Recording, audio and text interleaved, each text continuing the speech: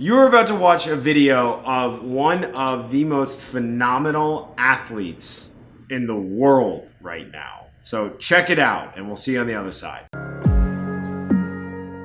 Tennis makes me feel free. I feel strong, I feel fast, I feel in control, and I love that.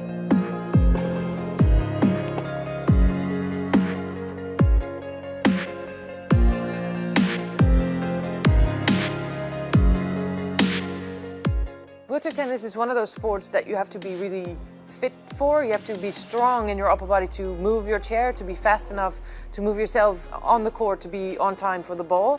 But then at the same time, you have to have the flexibility with your arm and the pace in your arm to hit a ball really hard. I think the fact that it's physical, it's tactical, it's mental, it has everything, and that's probably why I love it so much.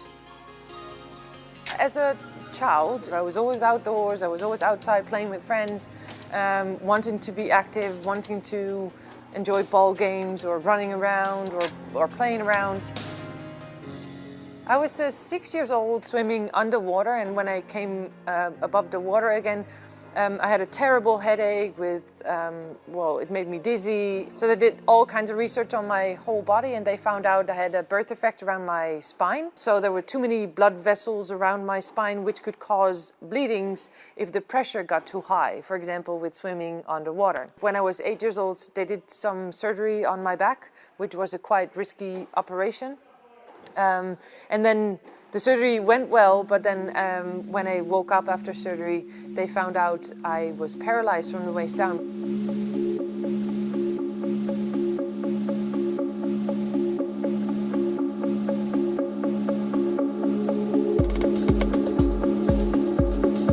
In the rehabilitation center after hospital, I got introduced with sports right away. It just gave me the energy and it gave me the positive vibe of controlling my wheelchair, still being able to play, having fun with other people. Sports play such a big role in the whole process of accepting your disability, in a practical way of how to use your chair and what to do if you fall out of it, but then also the fact that you realize that you can still be part of it. You can still be part of society. You can still have a really fun social life.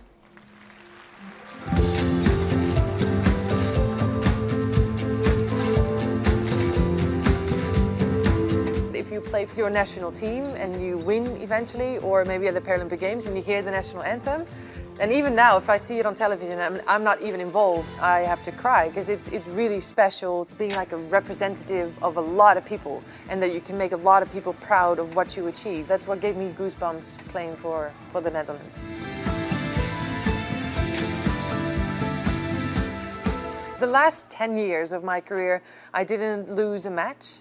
And I have like a double feeling about that because I'm very proud that I achieved that. On the other hand, I realized that my commitment to the sport and my commitment to becoming number one, being number one and staying number one was so high that everything had to be done for that. And I was willing to do everything for those 10 years. And I guess that sets me apart from the other opponents, yeah. If light could bend and light and share a rhythm set to the beat of your heart. Red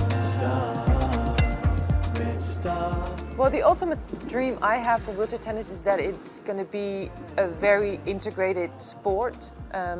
So the disabled department of tennis will be integrated in the able-bodied department of tennis. It's one of the best platforms we have to showcase what people with disabilities can do and are just human beings with ambition and love for competition.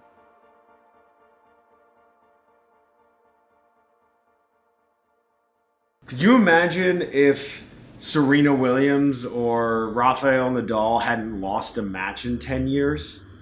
Like, that's what Esther has done. It's unbelievable that she is so dominant in the sport. And I think it does come down to her just saying, I'm a competitor and everything in my life is second to this. Esther being the world's top wheelchair tennis player is absolutely incredible. I thought her point about working 10 years and putting everything else on hold to achieve it was an interesting statement. It really goes to show you that commitment and discipline and focus is all required to get what you want. It's amazing to see somebody who is hit with this adversity of being in a chair come out and compete like any other athlete and just absolutely crush her sport.